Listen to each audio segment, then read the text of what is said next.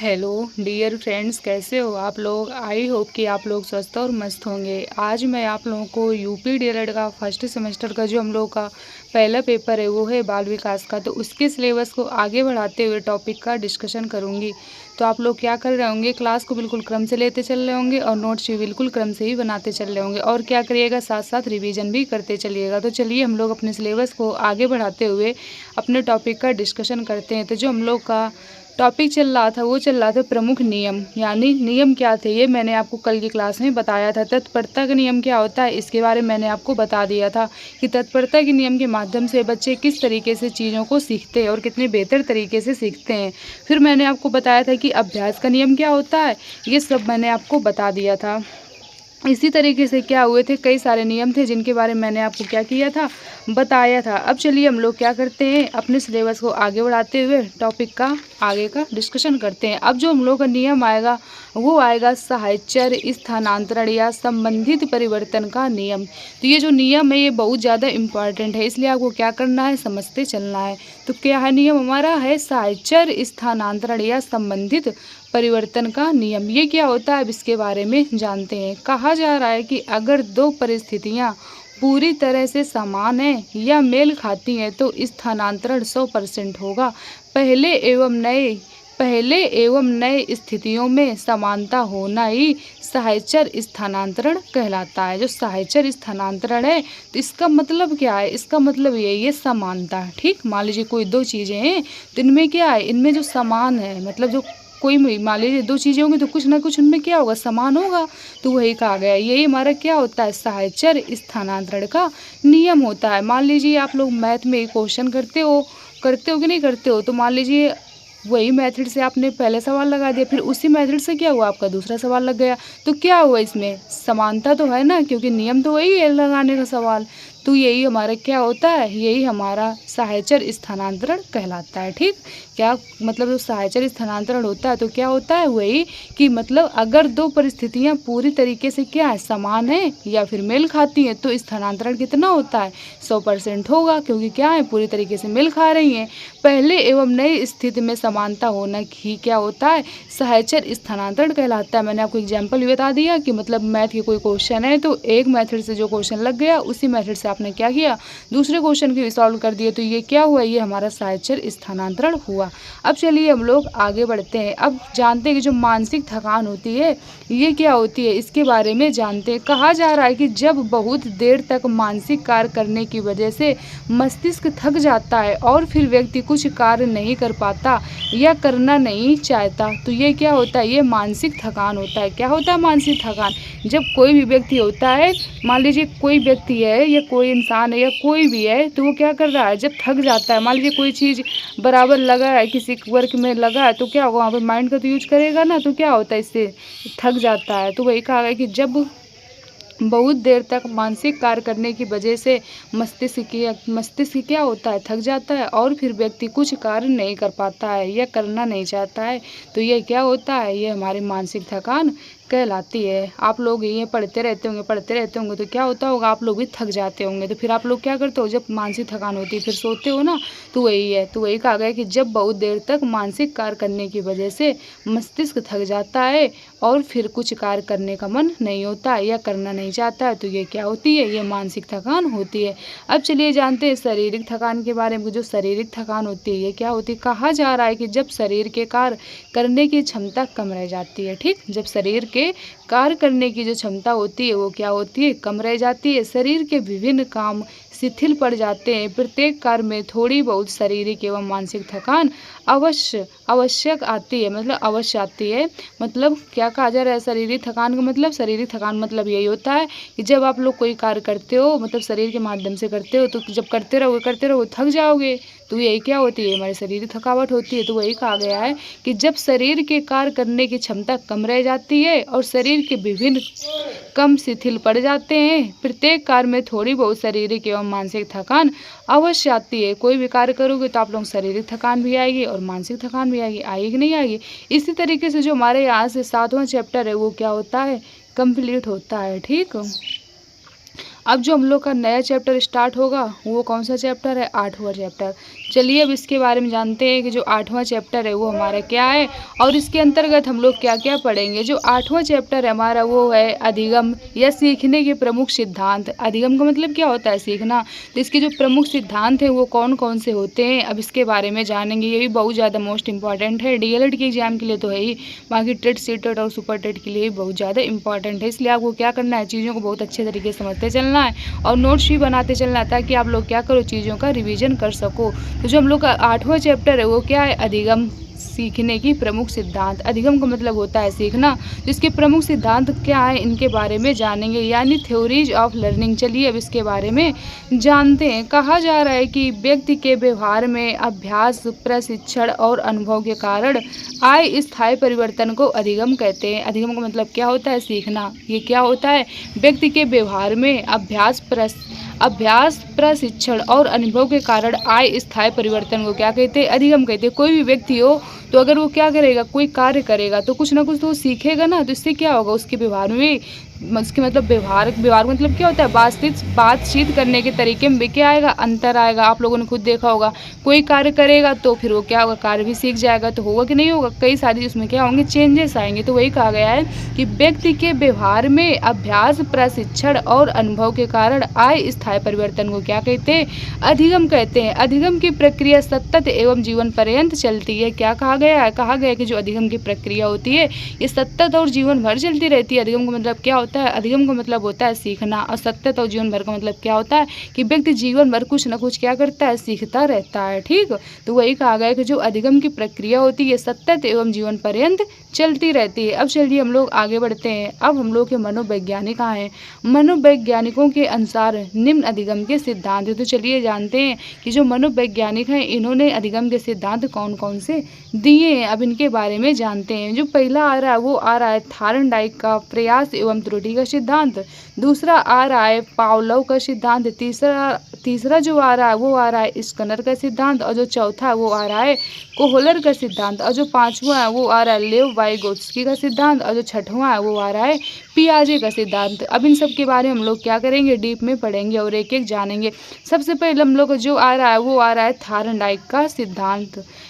किसका सिद्धांत आएगा, सबसे पहले थार्नडाइक का सिद्धांत। तो चलिए जानते हैं कि जो थार्नडाइक का सिद्धांत है ये क्या है, जो मतलब थार्नडाइक का सिद्धांत है ये क्या है, इसको इंग्लिश में क्या बोलते हैं, इसको इंग्लिश में बोलते हैं थार्नडाइक थ्योरी ऑफ लर्निंग। तो चलिए अब जानते हैं थार्नडाइक के सिद्धांत के बारे में कि जो थार्नडाइक का सिद्धांत होता है ये क्या होता है। सबसे पहले कहा जा रहा है कि E.L. थार्नडाइक, इनके जन्म के बारे में जानते हैं कि जो ये E.L. थार्नडाइक थे तो इनका जन्म कब हुआ था।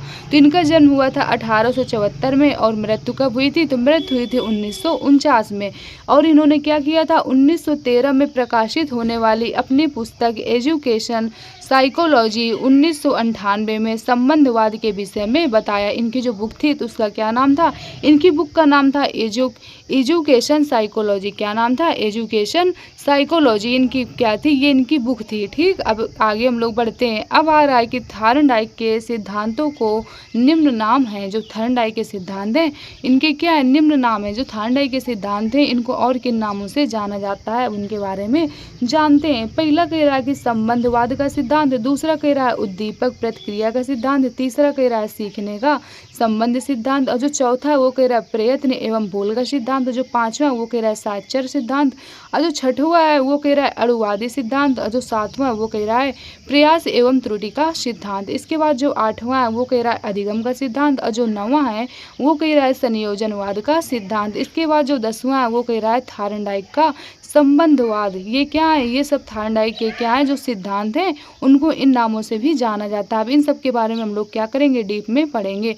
अब चलिए हम लोग आगे बढ़ते हैं। हम लोग का क्वेश्चन है कभी कभी पूछ लिया जाता है कि शिक्षा मनोविज्ञान के जनक कौन है। तो आप लोगों को याद रखना पड़ेगा कि जो शिक्षा मनोविज्ञान के जनक हैं वो कौन है, तो वो है थार्नडाइक। कौन है, थार्नडाइक है। शिक्षा मनोविज्ञान के जो जनक हैं वो कौन है, थार्नडाइक है। ठीक, तो ये आप लोगों को याद रखना पड़ेगा। ठीक, इसके बाद जो हम लोग का वो आ रहा है थार्नडाइक की बुक कौन है, तो इनकी बुक के बारे में जान लेते हैं। पहली है द एनिमल इंटेलिजेंस, ये क्या है, ये इनकी बुक है। और जो दूसरी है वो क्या है, दूसरी है एजुकेशन साइकोलॉजी, ये क्या है, ये भी इनकी बुक है, एजुकेशनल साइकोलॉजी। ठीक, ये क्या है, ये दोनों बुक थी, किसकी थी, थॉर्नडाइक की थी। अब चलिए आगे बढ़ते हैं। अब थॉर्नडाइक का प्रयोग के बारे में जानते हैं। ये भी पूछ लिया जाता है कि जो थॉर्नडाइक थे तो इन्होंने किस पर प्रयोग किया था, तो इन्होंने बिल्ली और चूहों पर प्रयोग किया था। किस पर किया था, बिल्ली पर और चूहों पर किया था। लेकिन इसमें तो देखा जाए कि ज़्यादा इंपॉर्टेंट किस मतलब कौन है, तो इसमें बिल्ली पे इन्होंने क्या किया था, ज़्यादा अच्छे से किया था। है तो दोनों पे किया था, लेकिन प्रायोरिटी किसको ज़्यादा दी गई, बिल्ली को ज़्यादा दी गई है। ये क्या है, थॉर्नडाइक के प्रयोग हैं। चलिए अब हम लोग आगे बढ़ते हैं। अब कहा जा रहा है कि थॉर्नडाइक ने बिल्लियों के ऊपर कई प्रयोग किए अपने सिद्धांत की पुष्टि के लिए। इन्होंने क्या किया, जो बिल्ली थी उस पर क्या किया, कई प्रयोग किए अपने सिद्धांत की पुष्टि के लिए, मतलब अपने सिद्धांत को सिद्ध करने के लिए। ठीक, चलिए अब आगे बढ़ते हैं। कहा जा रहा है कि थॉर्नडाइक ने एक बिल्ली को बॉक्स में क्या किया, बंद कर दिया। उन्होंने पिंजड़े का दरवाज़ा इस तरह लगाया कि उसकी चटकनी दबाने पर दरवाज़ा क्या हो, खुल जाए, और पिंजरे के बाहर मछली के मांस का टुकड़ा रख दिया। बिल्ली ने खाने के लिए इधर उधर पिंजरे में हाथ पैर मारने क्या किया, शुरू कर दिया। अचानक से बिल्ली का पैर चटकनी पर रख गया और पिंजरे का दरवाज़ा खुल गया। भूखी बिल्ली ने बाहर निकलकर मछली के टुकड़े खा लिया। यह प्रयोग फिर क्या कहा जा रहा है कि यह प्रयोग बिल्ली पर कई बार किया गया। हर बार दरवाज़ा खोलने वाली क्रिया में त्रुटियों की संख्या कम होती गई और एक दिन बिल्ली बिना किसी गलती के प्रथम प्रयास में दरवाज़ा खोलने में क्या हो गई, सफल हो गई। इस प्रकार बिल्ली पिंजरे का क्या हुआ, दरवाज़ा खोलना सीख गई। चलिए इसके बारे में मैं आपको और अच्छे से समझा दे रही हूँ। ठीक, ये क्या है, ये हम लोगों का एक क्या है, वो है फिगर है, जिस मतलब जो ये जो मैंने आपको बताया कि बिल्ली के बारे में। तो चलिए इसको मैं आपको और थोड़ा अच्छे से समझा दे रही हूँ। ठीक, ये क्या है, जो थॉर्नडाइक हैं उन्होंने जो मतलब थॉर्नडाइक का पजल बॉक्स था तो वो यही था। थॉर्नडाइक जो मनोवैज्ञानिक थे, इन्होंने क्या किया, एक बॉक्स लिया, ये बॉक्स बना है तो इसमें क्या किया, इसका ये ऊपर का दरवाज़ा है। ठीक, तो इन्होंने क्या किया, दरवाजे को खोल दिया और क्या किया, इस पिंजरे में बिल्ली को रख दिया। तो इससे क्या हुआ, फिर मतलब क्या हुआ, यहाँ से जो खिड़की लगी है वो खिड़की क्या की, बंद कर दी। ये बिल्ली कैसी थी, ये जो बिल्ली थी ये क्या थी, भूखी थी। तो फिर उन्होंने क्या किया कि मतलब पिंजरे के बाहर क्या किया, मांस के टुकड़े डाल दिए। ये देखो ये पड़े हैं मांस के टुकड़े, तो क्या किया, मांस के टुकड़े डाल दिया। फिर क्या करने लगे कि ये जो फिर यहाँ पे क्या है, ये सिटकने लगी है, लगी कि नहीं लगी है। तो थॉर्नडाइक महोदय क्या करते थे, जब मतलब कि यहाँ पे क्या किया, मछली के टुकड़े डाल दिए, तो इस सिटकनी को क्या करते थे, दबा देते थे। तो इससे क्या होता था, या जो गेट की जो ये खिड़की होती थी ये क्या होती थी, खुल जाती थी। तो इससे क्या होती थी, बिल्ली अपना बाहर निकल के ये जो मतलब उसे भूख लगती थी तो खाना अपना खा लेती थी, ये मांस के टुकड़े। तो क्या हुआ, एक बार किया, 2 बार किया, 3 बार किया, जब भी होता था तो ये थॉर्नडाइक जो महोदय थे वो ऐसे करते थे। तो बिल्ली क्या करती गई, बिल्ली दिमाग लगाती गई कि जो थॉर्नडाइक महोदय है मतलब तो ये क्या कर रहे हैं, तो ये जो खिड़की है तो ये किस तरीके से खुल रही है। तब बिल्ली ने दिमाग लगाया कि ये जो सिटकनी लगी है तो इसकी जो सिटकनी है ये, तो ये बटन दबा देते हैं तो इसी से क्या होता है, ये जो दरवाज़ा है खुल जाता है और हम क्या करते हैं, बाहर जाके जो मांस के टुकड़े वो क्या करते हैं, खा लेते हैं। तो बिल्ली ने क्या किया, कई दिन तक तो देखती रही। इसके बाद फिर क्या हुआ, बिल्ली ने एक आधा प्रयास भी किया तो कभी वो यहाँ तक जाए यहाँ तक आ जाए लेकिन न खुल पाया दरवाज़ा। फिर उसने क्या किया, एक दिन ऐसा आया जब उसने ये क्या कि सिटकनी दबा दी और क्या हुआ, दरवाज़ा खुल गया और अपना खुद से आके बाहर क्या किया, जो मांस के टुकड़े थे वो खा लिया। तो बिल्ली को क्या हो गया, बिल्ली को ज्ञात हो गया कि नहीं हो गया कि मतलब जो थॉर्नडाइक महोदय हैं तो दरवाज़ा किस तरीके से खोलना है। तो उसने दिमाग लगा लिया कि जो ये सिटकनी लगी है तो ये किसी के बटन को दबा देते हैं तो इससे क्या होता है, खुल जाता है। ठीक, तो यही क्या था, यही थॉर्नडाइक महोदय का सिद्धांत था। तो यही जो मैंने आपको भी बताया पूरा। चलिए एक बार फिर से समझा दे रहे हैं। ये कि थॉर्नडाइक ने एक बिल्ली को बॉक्स में बंद कर दिया। उन्होंने पिंजड़े का दरवाज़ा इस तरह लगाया कि उसकी चटकनी दबाने पर क्या उधर जो मतलब सटकनी दबाने पर दरवाज़ा खुल जाए और पिंजरे के बाहर क्या हुआ, मांस के टुकड़े रख दिया। बिल्ली ने खाने के लिए इधर उधर पिंजरे में हाथ पैर मारने शुरू कर दिए। अचानक से बिल्ली का जो पैर था वो सटकनी पर रख गया, पिंजरे का दरवाज़ा खुल गया। भूखी बिल्ली ने बाहर निकलकर जो मांस के टुकड़े थे वो क्या किया, खा लिया। यह प्रयोग कई बार किया गया। दरवाज़ा हर बार खोलने वाली क्रिया त्रुटियों की संख्या कम होती गई। त्रुटियों का मतलब क्या होता है, गलती होती है। तो बिल्ली ने कई बार तो प्रयास किया लेकिन क्या हुआ कि आप पहली बार उसने दिमाग लगा लिया था क्या कि खुल जाएगा, नहीं खुल जाएगा ना। उसने क्या किया, कई बार प्रयास किया, लेकिन फिर एक टाइम आया जब उसने क्या किया, खुद से खोल लिया पिंजरा को। तो वही कहा गया कि त्रुटियों की संख्या कम होती गई और एक दिन बिल्ली बिना किसी गलती के प्रथम प्रयास में दरवाज़ा खोलने में सफल हो गई। इस प्रकार बिल्ली का पिंजरे का दरवाज़ा खोलना क्या हुआ, सीख गई। तो यही था थॉर्नडाइक महोदय का सिद्धांत। अब चलिए प्रयास एवं त्रुटि का सिद्धांत, यानी प्रयास एवं त्रुटि का सिद्धांत क्या है, ये थॉर्नडाइक महोदय ने दिया था, इसके बारे में जान लेते हैं। कहा कि बिल्ली की तरह ही बच्चा भी प्रयास और त्रुटि के द्वारा सीखता है। जैसे बिल्ली थी तो उसने क्या किया, प्रयास किया, कुछ गलतियां भी तभी तो सीखी।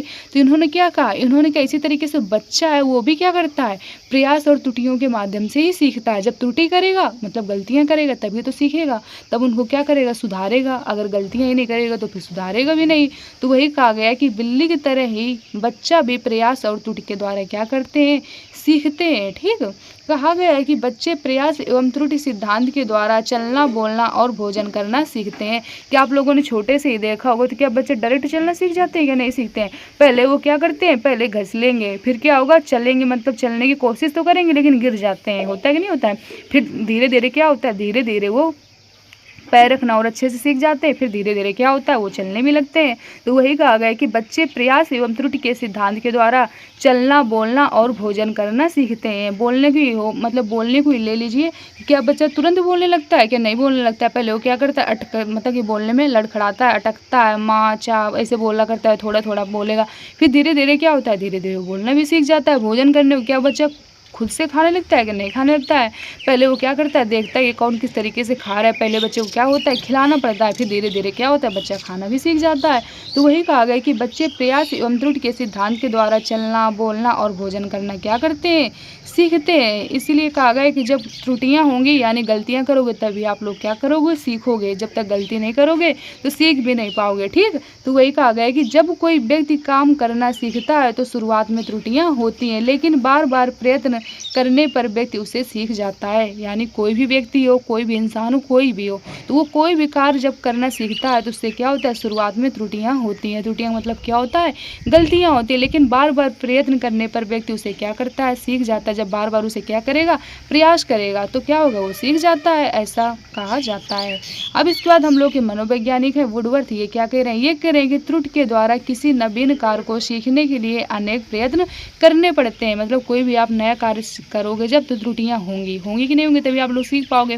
तो वही कहा गया कि त्रुटि के द्वारा किसी नवीन कार्य को सीखने के लिए अनेक प्रयत्न करने पड़ते हैं। ठीक, मतलब अनेक चीज़ों को क्या करना पड़ता है, सामना करना पड़ता है। मतलब अनेक आप लोगों से क्या होंगी, गलतियां होंगी। कोई भी आप लोग नया कार्य करोगे जब, लेकिन क्या होता है, धीरे धीरे आप क्या करोगे, सीख जाओगे। तो यही जो उनका पजल बॉक्स था ये मैंने आपको बता दिया था। इसके बाद फिर क्या कहा जा रहा है, कहा जा रहा है कि मछली के मांस का टुकड़ा रख दिया गया था, बिल्ली ने खाने के लिए इधर उधर पिंजरे में हाथ पैर मारना शुरू कर दिया। ये मैंने आपको अभी जो बताया ये वही चीज़ है पूरा। ठीक, इसके बाद फिर मैंने आपको बताया कि जो प्रयास एवं त्रुटि का सिद्धांत क्या था, ये बता दिया कि जब कोई भी होगा मतलब तो क्या होगा, जब गलती करेगा तभी वो क्या करता है, गलतियों से ही सीखता है। तो मतलब इन्होंने ये बताया कि जिस तरीके बिल्ली ने भी गलती की लेकिन लास्ट में क्या हुआ, वो सीख गई। इसी तरीके से बच्चा भी होता है कि वो भी क्या करता है, चीज़ों को गलती करे, गलतियों के माध्यम से ही क्या करता है, सीखता है। तो यहाँ से जो हम लोग का पहला नियम था वो समाप्त हो गया। तो आई होप कि आप लोगों को जो नियम था भी थॉर्नडाइक का महोदय का बहुत बेहतर तरीके से समझ में आया होगा। मैंने आपको कुछ भी रटाया नहीं है, बिल्कुल अच्छी तरीके से समझाया है पहला जो नियम था। ठीक, अब जो हम लोग का अगला नियम आएगा, अब उसके बारे में हम लोग क्या करेंगे, अगली क्लास में इसके बारे में जानेंगे। अब जो हम लोग का अगला नियम आएगा वो आएगा उद्दीपक प्रतिक्रिया का सिद्धांत। ये क्या होता है, इसी तरीके से हम लोग क्या करेंगे, सारे नियम के बारे में एक एक डीप में पढ़ेंगे। तो आई होप कि आप लोगों को यहाँ तक की क्लास बहुत अच्छी तरीके से समझ में आई होगी और आपने क्या किया होगा, प्रॉपर नोट्स भी बना लिया होगा। तो आप लोग क्या करिए, क्लास मतलब जो वीडियो इसको दोस्तों तक शेयर करिए जिससे क्या उनकी भी हेल्प हो सके, और चैनल को लाइक और सब्सक्राइब करिए जिससे आने वाली नोटिफिकेशन आप लोगों को टाइम टू टाइम मिलती रहे। और आप लोगों को कुछ भी चीज़ मतलब रटना नहीं है, उसको क्या करना है, समझते चलना है। अगर रटने की कोशिश करोगे तो आप लोग चीज़ों को कनेक्ट नहीं कर पाओगे, इसलिए आपको क्या करना है, चीज़ों को समझते चलना है बिल्कुल, और एक एक चीज़ को बहुत अच्छे तरीके से समझना है, क्योंकि जो सब्जेक्ट है वो बिल्कुल क्या है, नया है। इसलिए आपको क्या करना है, क्लास को अगर एक बार में न समझ में आती इसे 2-3 बार देखिए, लेकिन क्या करिए, चीज़ों को अच्छे तरीके से समझिए और क्लास क्या करिए, बिल्कुल क्रम से लीजिए। अगर क्रम से नहीं लोगे तो फिर आप लोग चीज़ों को कनेक्ट नहीं कर पाओगे। इसलिए क्या है, क्लास की प्रॉपर प्लेलिस्ट भी बना दी गई है, तो आप लोग वहाँ पे क्या है, क्रम से बिल्कुल क्लास लगी हुई है, तो आप लोग क्रम से लीजिए। तो चलिए आज की क्लास को हम लोग यहीं तक रखते हैं। Okay, thank you.